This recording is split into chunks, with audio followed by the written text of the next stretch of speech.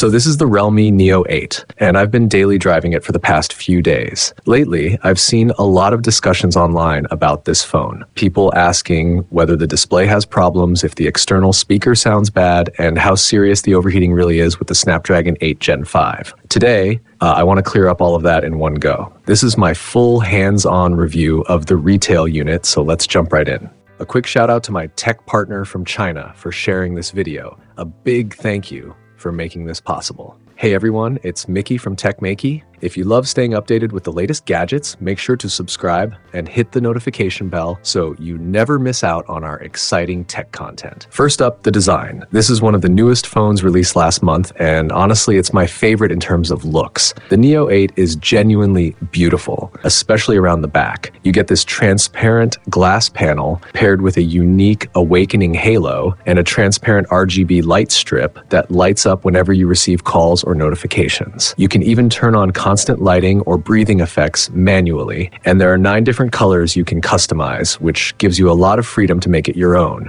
The frame uses a brushed metallic finish, and it feels premium in the hand. The texture is great, and it's surprisingly comfortable to hold. So I'm curious, how would you rate this design? Now let's move on to the display. The Realme Neo 8 comes with a 6.78-inch 165Hz Samsung M14 panel featuring a large dual-corner flat design and 1.5K resolution. By default, it reaches up to 1000 nits of brightness with a peak of 1800 nits, so visibility outdoors is no problem at all, even under strong sunlight. That said, during real-world use, I noticed something interesting. When the brightness is above 1/3, colors and clarity look great, but once you drop below that level, noticeable pixelation starts to appear. I've already disabled eye protection mode and it's still there. If you already own this phone, you might want to check whether you see the same thing. I'm not sure if this is related to a software bug with the eye protection feature, but compared to other phones, it's more obvious here. If it is a bug, I really hope the official team fixes it quickly or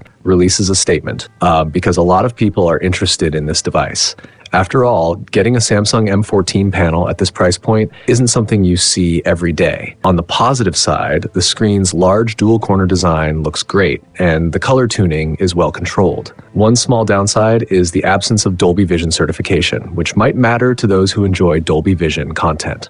As for eye comfort, the display uses full brightness DC dimming along with hardware level low light sensitivity. And during my few days of use, I didn't experience any eye strain at all. Overall, despite the low brightness issue, this Samsung panel delivers excellent clarity and solid image quality, making it a pretty high-grade screen for this price segment. Now let's talk about performance. The Realme Neo 8 is powered by Qualcomm's Snapdragon 8 Gen 5 processor. Compared to the Snapdragon 8 Gen 5, it comes with noticeably less cache, which leads to slightly weaker peak performance. Now let's put it side by side with the Redmi Turbo 4 Pro and the Realme Neo 8. In an indoor setting at about 26 degrees Celsius with GT mode and Furious mode turned on, I played King of Glory for half an hour at 50% brightness with all graphics maxed out. After that session, the Realme Neo 8 reached a peak body temperature of 37.3 degrees Celsius, while the Redmi Turbo 4 Pro climbed all the way to 41.9 degrees. Next, I tested Naruto Shippuden Ultimate Ninja Storm 4 for another 30 minutes, this time in a room at roughly 28 degrees Celsius. The Realme Neo 8 topped out at 37 degrees, whereas the Redmi Turbo 4 Pro again hit 41.9 degrees. The Pro version's highest temperature came in at 39.5 degrees. From these results, it's pretty clear that the 8 Gen 5 chips are noticeably stronger than the 8s and 4 series,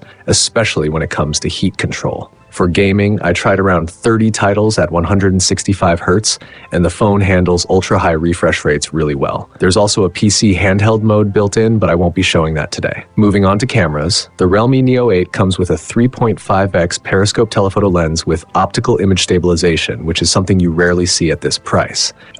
Even though it uses a smaller 1.75-inch GN5 sensor, it's still easily the best telephoto setup in this segment. The main camera uses a 1.56-inch Sony A1096 sensor, paired with an 8-megapixel ultra-wide lens. I also captured some sample photos so you can judge the results for yourself. The phone offers plenty of built-in shooting features, including multiple filters, 3 ambient lighting effects for photos, different focal length options in portrait mode, and 3 special presets for stage scenes, sunset silhouettes, and fireworks. For everyday users, all of this makes shooting really convenient.